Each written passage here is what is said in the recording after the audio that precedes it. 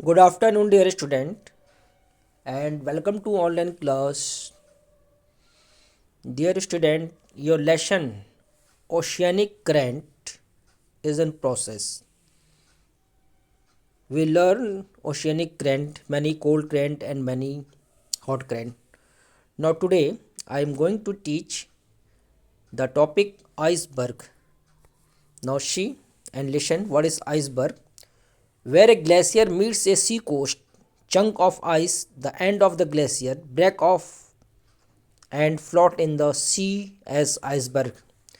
सबसे पहले जानिए आइसबर्ग क्या होता है। आइसबर्ग मतलब बर्फ़ के टुकड़े जो ठंडी ओशियनिक करंट चलते हैं, कोल्ड ओशियनिक करंट चलते हैं, वो बड़े बड़े हिमखंडों में आइसबर्ग में बहते रहते हैं और जिनसे टकराने पे बहुत सारे जो शिप्स होते हैं वो क्षतिग्रस्त हो जाते हैं।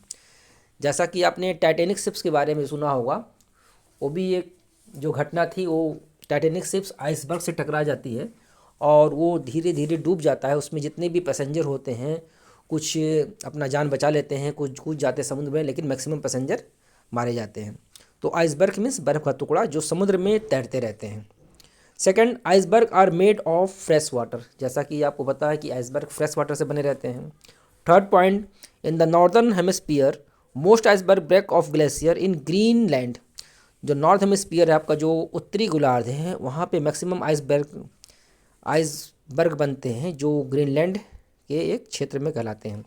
In the southern hemisphere most iceberg break off glacier in Antarctica. और जो सदर्न हेमिस्फीयर में पाए जाते हैं, जिसको बोलते हैं दक्षिणी गोलार्ध, वो आपके अंटार्कटिका ग्लेशियर के आइसबर्ग के टुकड़े होते हैं। तो आप जान गए होंगे कि आइसबर्ग क्या होता है। इसके बाद आपका है next point, an iceberg float in the sea, therefore only 1/8 of its visible above the water.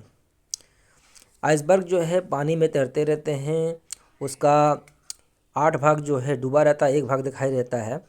Iceberg are dangerous for the ship as the sharp hidden ice can easily rip a hole in the ship hull. ये जो समुद्री ship होते हैं उसके लिए बहुत ही ख़तरनाक होता है, क्योंकि ये मैक्सिमम हिडन होते हैं, जो ईज़िली से आंखों से नहीं दिखाई देते हैं और इसमें समुद्री जहाज़ टकरा जाते हैं। दूर से देखने में लगेगा कि ये पानी ही है, लेकिन ये एक बर्फ़ के टुकड़े होते हैं। फिर देखिए सी टाइफून क्या होता है, जिसको हम लोग सुनामी के नाम से जानते हैं। तो जैसा कि आपको पता है, सुनामी में टी साइलेंट होता है, इसको सुनामी पढ़ते हैं। और this is the word of Japanese, ये जापान का एक वर्ड है। When the winds blow with a surface speed in the ocean, that is known as a storm। कह रहा है कि जो समुद्र में एक गति से एक गति से जो हवा चलती है उसको हम लोग स्टॉर्म या तूफान कहते हैं। In the case of their arrival the speed of the wind become weak and the temperature rise, the pressure go down, the clouds are seen in the sky and sea waves rise up to the 3 to 6 meter, the human beings, houses, animals and crops are badly destroyed। क्या होता है tsunami? Tsunami जो होता है कि जो एक ये ओशियनिक करंट होता है, समुद्री धारा होता है, और जिसका अर्थ होता है विनाशकारी लहरें। समुद्र की जो सरफेस होते हैं उसमें भूकंप आने से सुनामी लहरें उत्पन्न होती हैं। जैसे पृथ्वी पर जब भूकंप आते हैं तो बहुत सारे घर डैमेज हो जाते हैं, बहुत सारे मकान ढह जाते हैं, प्रॉपर्टी क्षति हो जाती है। इसी तरह समुद्र में जो तूफान आते हैं उसको हम लोग सुनामी कहते हैं। कि आपने सुना होगा कि जो सुनामी जो था भारत के जो ईस्टर्न कोस्ट पे आया था 26 दिसंबर 2004 में, उसमें बहुत अधिक प्रॉपर्टी जो है लॉस हो गई थी। तो in for example in 1999 the storm on the coast of Orissa destroy the life and property of thousand of people.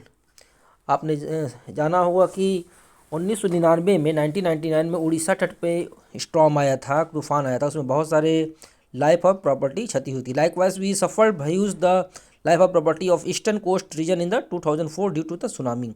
इसी तरह आपके ईस्टर्न कोस्ट पे 2004 में सुनामी आए थे। तो ये लेसन आपका ये लास्ट टॉपिक था सुनामी।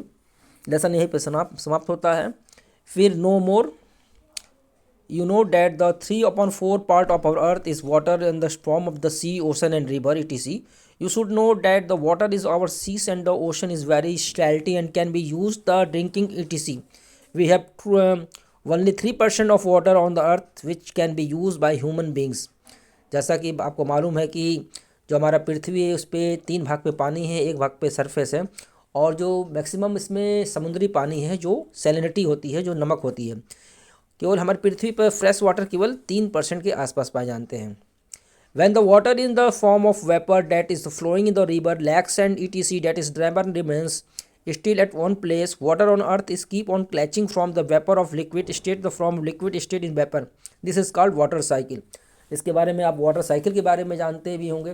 जैसे जो भी पृथ्वी पे सरफेस पे आप कहीं भी पानी देखते होंगे, नदी में, तालाब में, समुद्र में, पोखरे में, उस पर जब सन की रेस पड़ती है तो इसमें वेपरेशन होती है. वेपरेशन के द्वारा वाष्पीकरण जिसको बोलते हैं, भाप बन के पानी ऊपर जाता है, फिर क्लाउड्स के माध्यम से पानी फिर नीचे आता है. तो इसी प्रोसेस को हम लोग वाटर साइकिल कहते हैं.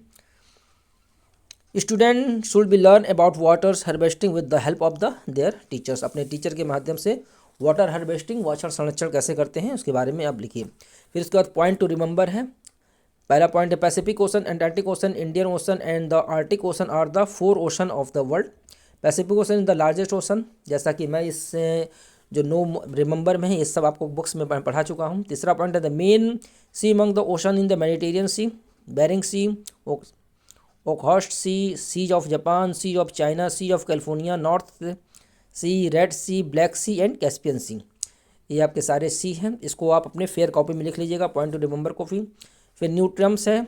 Continental shelf, sloping area between the large of continent are the deep ocean, इसको कॉन्टिनेंटल शेल्फ बोलते हैं. Continental slope, sea steep off the links the continental shelf to the then ocean floor. फिर अभ्यास plain, smooth floor of deep ocean, waves, up and down movement on the surface of the ocean water.